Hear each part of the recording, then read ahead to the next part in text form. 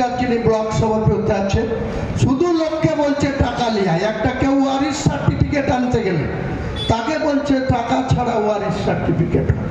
মা মাটি মানুষের নেত্রী, তিনি মা মাটি মানুষকে প্রণাম করেন, নমস্কার করেন, সম্মান করেন, শ্রদ্ধা করেন। আর তাই সেই দলের একটা ব্লক সভাপতি হয়ে এত স্পর্ধা কোথা থেকে হয়? টাকা ছাড়া তুমি কাজ করবে না, একটা মাস অপেক্ষা করুন, অক্টোবরটা যেতে দিন, নভেম্বরে দুইজনের কি অবস্থা হবে শুধু দেখে নেবেন। এখানে প্রশাসনের কোনো চোখ রাঙানি আপনাদেরকে সহ্য করতে হবে না। হুমায়ুন কবির যতক্ষণ বেঁচে আছে প্রশাসনের কোনো চোখ রাঙানি আপনাদেরকে আমি সহ্য করতে দেব না। আপনাদের পাশে আছি, আপনাদের পাশে থাকবো। আপনারা কোনো অন্যায় কাজ করবেন না, অন্যায়ের সঙ্গে সমর্থন করবেন না। এই ভরতপুর ওয়ানে এখানকার ব্লক সভাপতি যে কান ধরে উঠবস করে ওখানে প্রতিশ্রুতি দিয়ে এখানে ব্লক সভাপতি হয়েছে, এই ব্যক্তির সঙ্গে আমি এক লাইনে বসবো না, এক চেয়ারে বসবো না, একসঙ্গে কোনোদিন দেখতে পাবেন না। এটা আমার প্রকাশ্য ঘোষণা।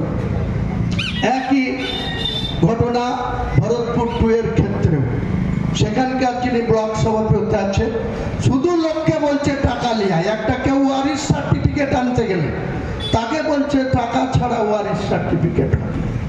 কোন একটা ক্যারেক্টার সার্টিফিকেট নিতে গেলে বলছে টাকা ছাড়া সার্টিফিকেট হবে না। মা মাটি মানুষের নেত্রী, এই বদনাম নেই। তিনি মা মাটি মানুষকে প্রণাম করেন, নমস্কার করেন, সম্মান করেন, শ্রদ্ধা করেন। আর তাই সেই দলের একটা ব্লক সভাপতি হয়ে এত স্পর্ধা কোথা থেকে হয়?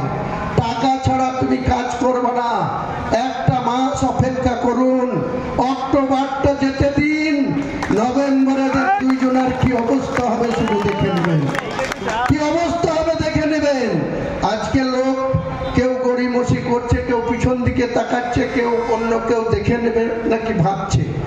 একটা মাস পরে দেখবেন আর কাউকে কিছু দিকে তাকাতে হবে না। সবাই বলবে মমতা ব্যানার্জি জিন্দাবাদ, সবাই বলবে অভিষেক ব্যানার্জি জিন্দাবাদ, সবাই বলবে ভরতপুরে হুমায়ুন কবির জিন্দাবাদ। তৃণমূল কংগ্রেসের উপরে নেত্রী আমাদের সর্বময় সিদ্ধান্তকারী এবং তার নাম্বার 2 হচ্ছে আমাদের অভিষেক বন্দ্যোপাধ্যায়।